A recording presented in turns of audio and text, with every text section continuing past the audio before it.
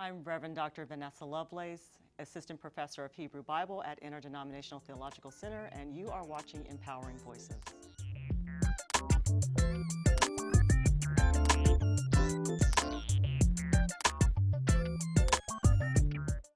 Empowering Voices is in conversation with the Reverend Dr. Vanessa Lovelace. Dr. Lovelace is the first African American to graduate from the Chicago Theological Seminary to receive a PhD in Biblical Studies. Welcome to Empowering Voices. Thank you.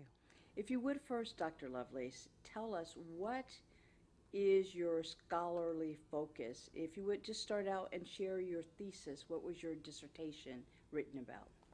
My scholarly focus is the Hebrew Bible, and my dissertation in general was on women prophets, but I looked at how are women used, and in this case, how are women prophets used to further perhaps the ideological agenda, or I shouldn't say agenda, but of the male writers.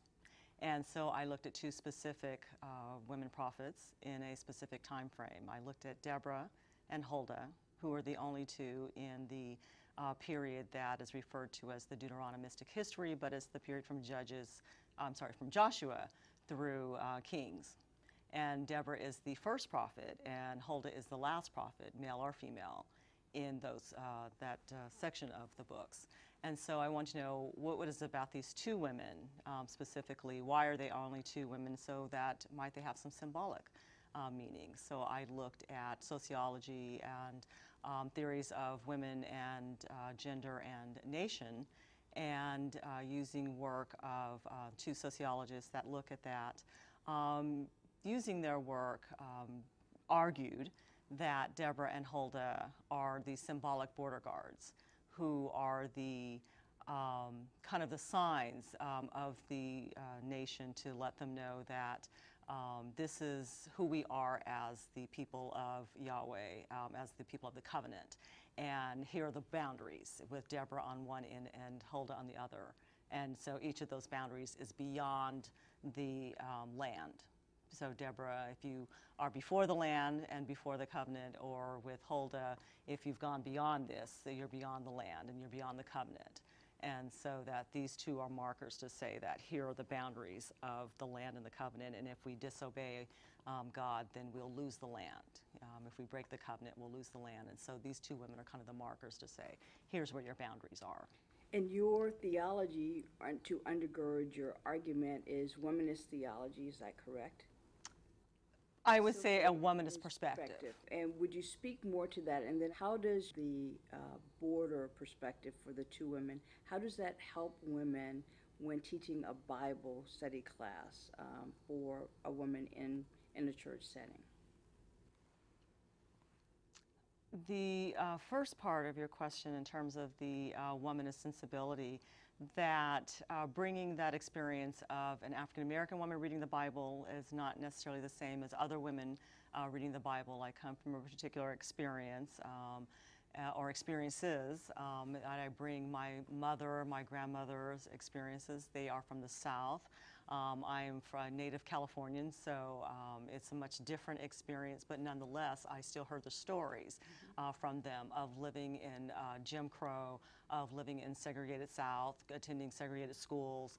But at the same time, that didn't stop them, that didn't hold them back, that sense of that Jesus sets you free, that religious piece that always keeps black women going, that is also part of my heritage. And so that sense of not only are my experiences from my lived experiences, but that they are broader than just myself as an individual, that it's not personal, it's also communal, the I am because we are.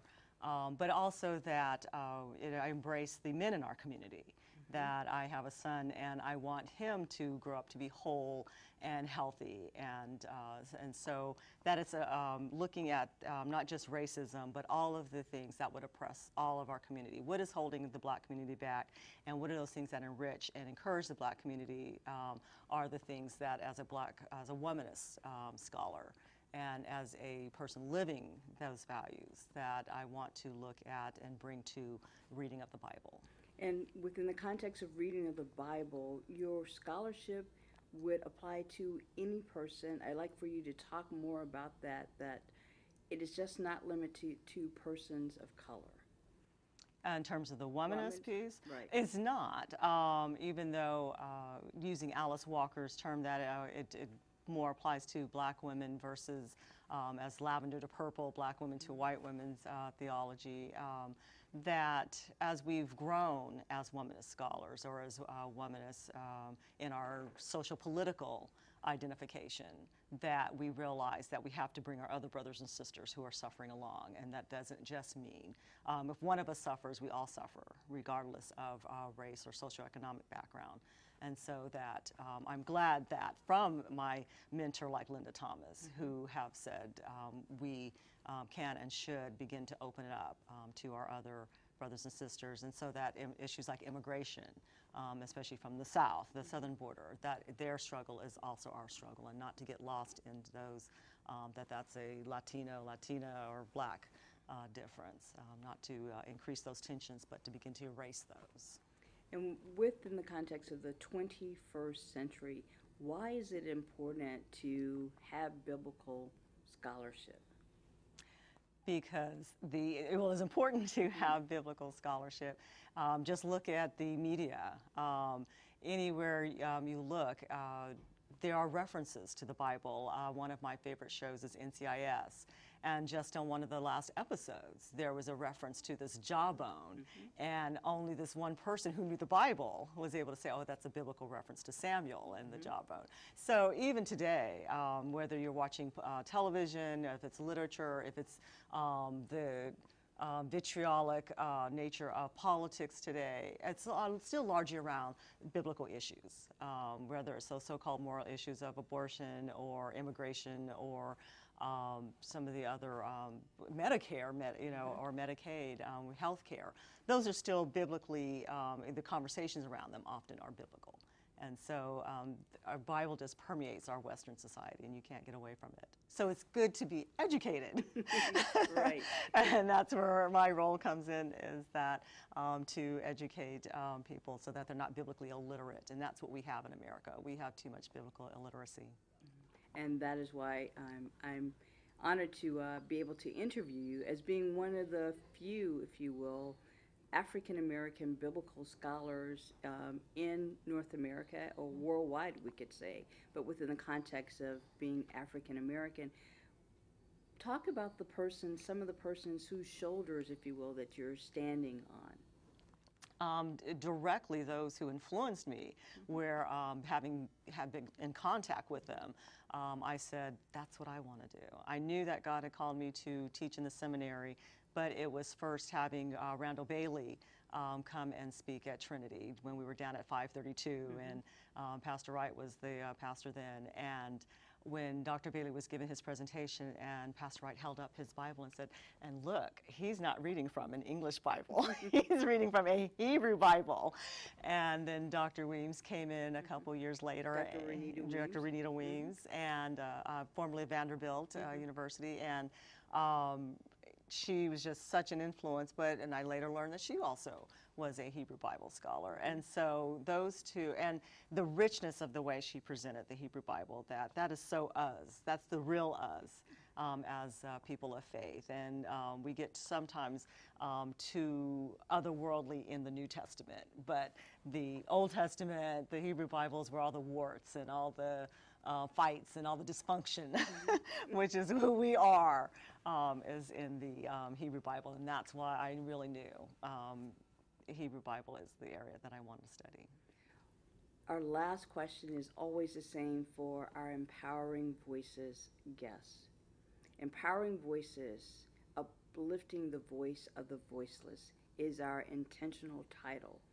And we want you to, if you would, Dr. Lovelace, to speak to why do you think that biblical studies in the 21st century, or do you think biblical studies in the 21st century is integral or important component for helping persons who voices are rarely heard in our mainstream corporate media context? Do you think that biblical studies is critical for that dialogue? I would say that biblical studies, similar to what I said before, that it's such a part of our culture that as people, so many of us are claimed to be Christians or Jewish. We share that same that canon, rearranged a little differently, but we share the same canon. That it's how we live, and it shapes how we live and who we say we are. It's part of your self-identity, and so being well versed in it, being familiar with it, in order to go out and live it out. If we to live, when you asked about liberation theology, that's an academic term. Most people don't know what liberation theology is and haven't heard of it, but they do it every day, or we want to get people to living out liberation theology, the gospel of Jesus, that or the Exodus story of God freeing those who were oppressed, the marginalized. And so biblical studies is what helps us to understand. It's what centers us in what is liberation theology, and to live that out.